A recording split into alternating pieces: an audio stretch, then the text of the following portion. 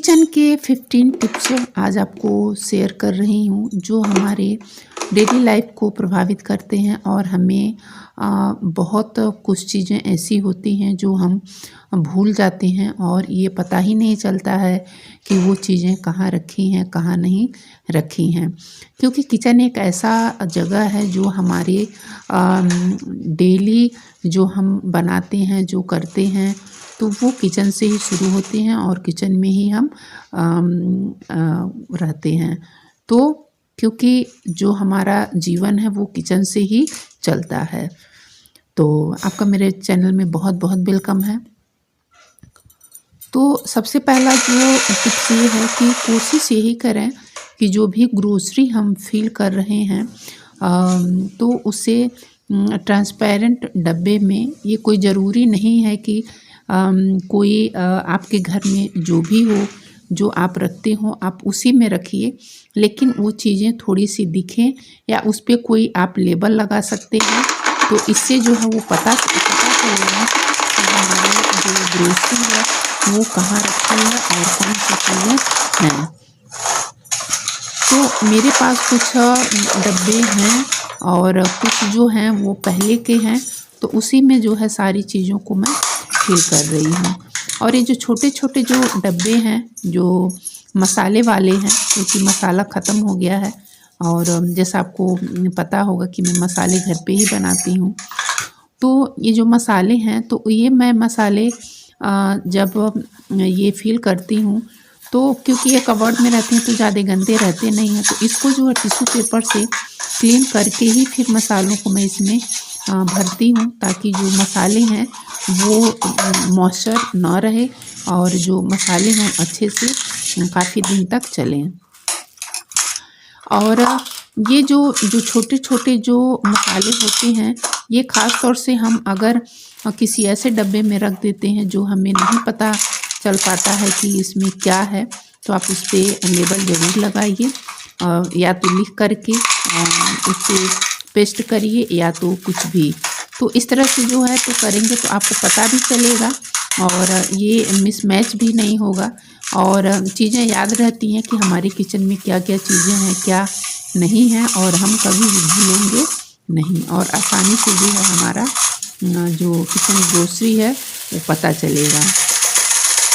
और सबसे पहला एक उसके बाद जो है पेन और एक छोटी सी डायरी अपने किचन में ज़रूर रखें, ताकि जब भी हमें ग्रोसरी ख़त्म हो उसे आप नोट कर पाएँ।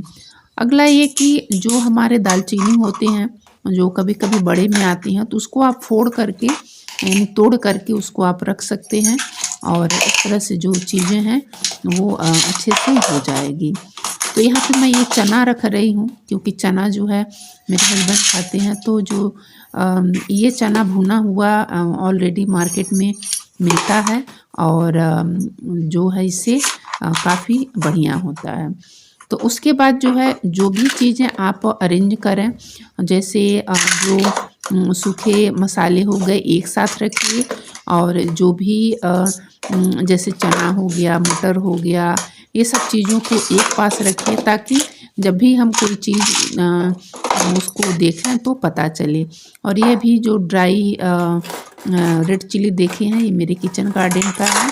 और शीशियों को भी आप रख सकते हैं जो हमारे घर में जैसे हनी आते हैं या कोई चीज़ ऐसी आती है तो वो ट्रांसपेरेंट ही होती है, तो उसको खाली करके आप रख सकते हैं, उसमें भी आप अपनी चीज़ों को रख सकते हैं। तो आप देख सकते हैं कि इस तरह से कुछ चीज़ें हैं जो मैंने रखी है और ये मसाले मैंने निकाल लिए हैं। इनको थोड़ा सा धूप दिखा करके फिर इनको पीसना है। और ये तेज़पत्ता मैं अलग से निकाल के रखती हूँ क्योंकि ये जो मसाले हैं तो तेज़पत्ता मैं ज़रूर इसमें ऐड करती हूँ और ये जो है बहुत ही इससे स्वाद जो है वो काफ़ी बढ़िया आता है। और जो बच जाएंगे उसमें रबड़ लगा करके मेरी पुरानी आदत है मैं उसमें लगा देती हूँ ताकि उसमें हवा वगैरह ना जाए और वो ख़राब ना हो। तो इस तरह से जो है मैं अपनी इस किचन ग्रोसरी को रखती हूँ और जिससे मेरी जो है डेली लाइफ जो है वो प्रभावित नहीं होती है। मुझे काफ़ी जो है आराम चाय बना रहे हैं और अगर आपकी इलायची ख़त्म हो गई है तो आप जो तेज़पत्ता है आप उसमें अपने जो है चाय में डाल सकते हैं और आपकी जो चाय है वो बहुत ही जो है वो अच्छा स्वाद लाएगा। और दूसरा ये कि जो आजकल जो आलू है वो आजकल मिट्टी वाले होते हैं, तो रात में ही इसको मैं धुल के रखती हूँ ताकि रात भर में जो है पानी जो है वो निकल जाए। और आप देख सकते हैं कितनी मिट्टियाँ ये हैं। और नए आलू को अगर हम नहीं धोते हैं, ऐसे ही छीलते हैं, तो जो है वो हाथ जो है वो ख़राब होता है। उसके बाद जो है ये ऐसा दूसरी रखने के बाद ये गाजर का हलवा बना रही हूँ, तो ये डिनर के लिए ही है। तो एक बार ही मैं बना के रखती हूँ ताकि जो है 2-3 दिन तक आराम से ये चल जाए। तो सबसे पहले मैंने इसको इस तरह से जो है क्रश छील लिया है, ऊपर का जो हिस्सा है। और उसके बाद जो है इसमें सारे इसको मैंने धो लिए हैं और धोने के बाद जो है ये जो इसका आगे और पीछे का जो भाग है इसको मैंने कट कर लिया है। और ये जो गाजर का हलवा है बहुत ही आसान तरीके से बन जाता है, इसमें ज़रा सा भी जो है वो टाइम नहीं लगता है और क्योंकि घिसना नहीं पड़ता है और आराम से जो है इस तरह से बन जाता है। और इसके बाद जो है इसको इस तरह से छोटे-छोटे पीसेस में कट करने हैं और कट करने के बाद जो है इसको हम कुकर में डाल के और दूध डाल के इसको हम बॉयल करेंगे, तो बहुत बढ़िया बनता है। आप एक बार ज़रूर ट्राई करिए इस तरह से। और ये जो रेसिपी है ये मेरी पुरानी रेसिपी है और इस तरह से करने से मुझे काफ़ी आराम होता है, काफ़ी दिक्कत कोई नहीं होता है और आराम से जो है गाजर का हलवा बन करके तैयार हो जाता है। इसके बाद जो है ये इसमें मैंने दूध थोड़ा सा डाला है और मलाई वाली, और जितना दूध हो, अगर 1 किलो गाजर है तो उसमें आप आधा किलो दूध डाल सकते हैं और आराम से ये हो जाएगा। लेकिन ध्यान रखना है कि इसमें चीनी नहीं ऐड करनी है, अगर हम चीनी ऐड करेंगे तो दूध जो है वो फट जाएगा और फिर जो है वो गाजर का हलवा अच्छा नहीं बनेगा। तो 4-5 सीटी आने के बाद जो है ये मैंने इसको खोल दिया है और ये देख सकते हैं कि जो दूध है वो फटा नहीं है और ये जो ऊपर की जो मलाई मैंने डाली थी वो है ये। और इसको फिर जला करके गैस और इस तरह से कल्ची से या मिक्सर से जिस चीज़ से भी मिक्स कर सकते हैं। जब ये इसका दूध जब जल जाए इसमें हम चीनी और घी डाल के फिर इसको भून सकते हैं। तो बहुत ही आराम से जो है ये बनके तैयार हो जाता है और झटपट बनने वाला ये गाजर का हलवा है। तो कैसा लगा ये रेसिपी मुझे ज़रूर बताइएगा। और उसके बाद ये होममेड घी जो मैं घर पे बनाती हूँ वो मैंने डाला है और